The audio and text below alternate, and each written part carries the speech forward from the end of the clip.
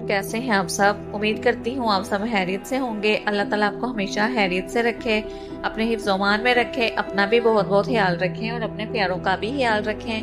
मुझे भी दुआओं में याद रखें। अगर आप चैनल पर नए हैं तो प्लीज़ चैनल को सब्सक्राइब करें और वीडियो को लाइक करें।